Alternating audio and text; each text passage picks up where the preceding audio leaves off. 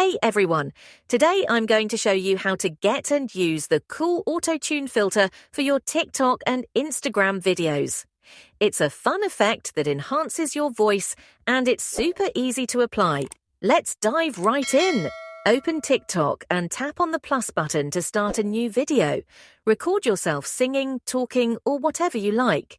Once you're done recording, tap on the check mark to proceed. Now, to add the Autotune filter, tap on the little microphone icon. This will open up all the different voice effects that TikTok offers. Scroll down until you find the Autotune filter. Tap on the Autotune filter to apply it to your video. You'll see the effect overlay on your video in real time. Once you're happy with how it sounds, tap on Save to finalize the video. That's it!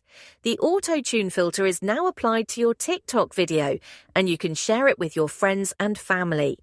If you found this tutorial helpful, leave a comment below and don't forget to subscribe for more TikTok tutorials like this one. Thanks for watching, and I'll see you in the next video.